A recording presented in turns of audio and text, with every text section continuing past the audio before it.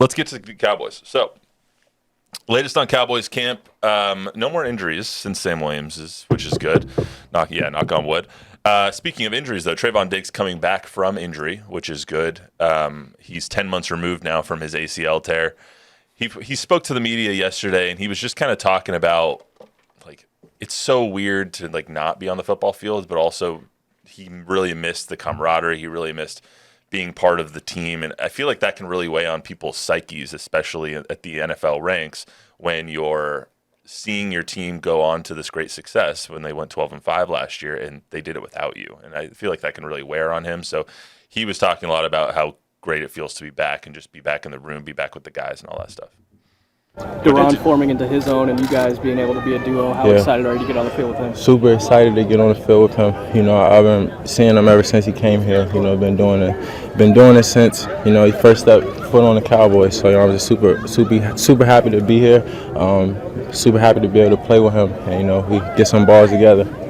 Magnificent flow as well from Trevon Diggs. 100%, right? I was thinking the same thing. So that soundbite, you can hear him talking about the duo of him and DaRon Bland. And each of them have had magnificent seasons apart from each other, but now they're going to try and have magnificent seasons together. DaRon Bland, I believe, was just rated in the top 30 in the NFL 100. So, and Trevon Diggs at his best was also rated in the top 30 before he was injured. So what do you think that duo between them, seeing as that, barring health, they are healthy, they're on the football field together in the secondary. What do you think that equals? Well, it's really fascinating, right? Do we get all-pro superstar, the next great thing, DaRon Bland, if Diggs doesn't go down, right? Yeah, it's fair to ask. So the good news is now that they're both here, DaRon Bland has arrived. We got to assume that Diggs is going to pick up right where he left off. So there was a blessing sort of in the injury in that the Cowboys actually got better this year in terms of their starting cornerback duos. So, you know, sometimes these injuries create opportunities for other guys, and it's cool when it really happens like this. You know, I think that's why, obviously, Stephon Gilmore isn't here this year, right? Also, coupled with that Jordan Lewis, who's also a pretty darn good football player in his own right, was coming back from a horrific foot injury, and now, you know, he's going to be your number 3 guy. So, you know, that room is a little bit stronger this year than it was last year. And I think the cool thing is, too, that if something were to happen, maybe even on the back end of this DB room in terms of injuries, they could always go back and get Gilmore again, and he's still pretty damn good. I think he's just waiting for, you know, the right opportunity to sign with somebody like a Cowboys that needs somebody to come in a pinch. I think it's a little scarring now, no pun intended, when you're talking about injuries, season-long injuries, ACLs, feet, anything like that, because you saw what happened to Michael Gallup. You see, Michael Gallup was on a trajectory heading straight up, and then he got injured. Well said. And he never came back from it. He was never that guy again. And so, as a Cowboy fan, or if I was a Cowboy fan, I would be a little concerned just because I've seen it before. I've seen guys like Adrian Peterson come back in 8 months from an ACL tear and be better than ever. But I've also seen guys like Michael Gallup who can just never get that step again. And Trevon Diggs just got a 5-year, $96 million contract, whatever it was, and then he got hurt. So are the Cowboys now stuck with that, or is that going to end up looking like a bargain because he comes back and better than ever? That's just one of those things that I can't get out of the back of my mind. Well, you know, just speaking on, you know, what happened with 13, thankfully he got paid. You know, and 100%. I, you know, you can hate on the Cowboys and hate where they're at in their cap situation because they probably should have never made that deal. And there's no way I would ever argue with you, right? I mean, coming off of that injury, there's no way the Cowboys should have given him that kind of money, something that they're still paying for. However, the human in me is grateful that somebody with that kind of talent and was that kind of player, and to your point, the trajectory was going nowhere but straight up, and then could never come back from it, at least got that bag.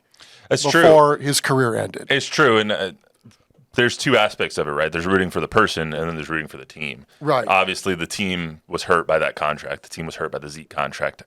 You're hoping now as a Cowboy fan that they're not hurt by this Trevon Diggs contract as well. You're not hoping that they gave him the bag and then he's just never that guy again. Because he was, before the injury, I said on this podcast, before the injury and before he got paid, that he would have been the last one to get paid if it was me. Because he's very much a risk-reward kind of guy. It's like you're going to surrender a few touchdowns over the top, but he might get 11 picks. Like, you don't know because he goes out and he risks it. So I don't know. It's very, very iffy for me. But the ball hawking is so elite, and turnovers and creating turnovers on NFL defenses. Again, if you're squishing all the numbers together, the supercomputers are going to say, this is the guy that you have to pay because he's clearly a difference maker, even if he doesn't do this, and this. And nobody's perfect, obviously. Maybe he's not the most physical or whatever it is that somebody's saying that he's not. The fact that a guy can hawk the ball like that, it's the same thing with Bland. Now you got two of those guys. I mean, it's true, but every team would be lucky to have one of those guys or a half of one of those guys. It's true. Just don't be surprised when there is a touchdown or two surrendered over the top because they go for a ball they miss, and then it's open running for a receiver on the outside. Well, we'll have those arguments too. As the Cowboys traverse their way through the summer, when they start paying this player or this player or this player, and then still continue to see how bad a shape that their salary cap is for a year from now, 2 years from now, 3 years from now. It's the age-old argument, and luckily, no matter which way they go, we'll be able to argue for or against. Speaking of guys who are making money on this roster and age, Tank Lawrence talked yesterday. Demarcus Lawrence been on this team for a solid 10 years now. He's been one of the leaders on this team for a long time. I believe he's going into his contract year. Excuse me. He's going into a contract year now, and he, especially with Sam Williams going down, has a lot on his shoulders. One, in the leadership department, but two, in the production department. I didn't realize until just looking this up before we came in here and I was putting the rundown together that Tank hasn't had a double-digit sack season since 2018. I didn't realize he was a 31-year-old D-end who has been not unproductive, but less than $21 million of production. And while defensive line is kind of hard to look at stats all the time and see the value of that player because a lot of his intangibles and maybe taking double teams away from Micah or whatever the case may be. I think they're going to need to see a lot more production out of him, especially since Sam Williams is down with injury and Marshawn Nealand is a rookie. Yeah, I think over the last couple years, he's been the guy, that has his hand on the ground that the other teams clearly have to make sure that they don't let get loose. I was thinking about him yesterday. In fact, I wrote up a little story on him. He's the guy you take for granted, though, dude. He's going to do the dirty work. He's played hurt. He's always available on Sunday, even if he doesn't practice during the week. He's clearly the leader in that locker room. There's no on the defensive side of the ball. And I thought it was fascinating what McCarthy said about him yesterday. What did he say? He said when he was with Green Bay, the way they approached game planning Dallas was, first and foremost, he said, Demarcus Lawrence is a bowling ball with butcher knives. And I was like, God, that's good. Like, I never heard anybody describe another human being that way. It was a bowling ball with butcher knives. Yeah, it was really, really tastefully done, I thought, by McCarthy. That was just, this guy's a dog. And, you can't have too many of those guys on the team. But I think, to your point, it is hard to remember that he's got this many years in the league. And I didn't know that. Pro Like, I didn't Bowls think and about everything else. And right, he's a guy we have tended to take for granted because, again, last year it was Bland that was flashing. Then it was Diggs. Of course, Micah is always getting the attention, and where's the bullseye there? So on a defense full of guys that have done a really good job in the flash department, he tends to be overlooked. But you're right. I think there will be a lot on his shoulders, and it's a contract year, so it's another prove-it year. So you're probably going to get even more out of DeMarcus if he stays healthy than you might have if there wasn't a contract, although I think he's one of those guys. I'm going to walk that back. He's one of those guys. You could pay him a nickel or you could pay him a gazillion nickels, and you'd still get the same I think all-out baller and, heady. He's everything you want in a football player. his situation, contract-wise, reminds me of another Demarcus Ware. As much as Demarcus will always be, and Ware, that is, will always be a Cowboy, at the end of the tenure, it was like, we can't pay you this time. Right. And that's kind of what it seems like here. Like, no matter what Demarcus Lawrence does this season, the way that their contract situations are shaping up, they're not going to be able to pay him after this season, whether it's 10, 15, 20 million dollars, whatever it is. His last bag, he's not going to be able to get from the Cowboys. So as someone who's watched the Cowboys for a long time, and all the Cowboys fans out there should look at this with like rose-colored glasses on, because this might be the last 17 games you see DeMarcus Lawrence in the Cowboys uniform. And last thing about Cowboys camp is Tyler Guyton has looked really good. He's been running with the ones. Chime Udoga also subbing in at left tackle with the ones as well.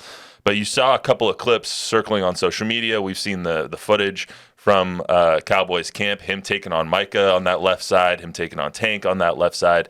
He's looked really, really good, and he's earned some rave reviews from Mac and a lot of the beat writers out there as well. Yeah, and I mean, when we were talking to Tyler Smith during OTAs, he said he felt like Guyton was further along to that point in his Cowboy career, talking about minicamp and OTAs, than even Tyler Smith was, and we know how damn good a football player Tyler Smith is. So, yeah, it's early in camp, right? But the cool thing is that if you're a guy like Guyton and you're seeing NFL stuff for the first time, it's pretty cool. You have a couple of wins against a guy like Micah Parsons. That's got to build some early confidence, I would 100%. think, right?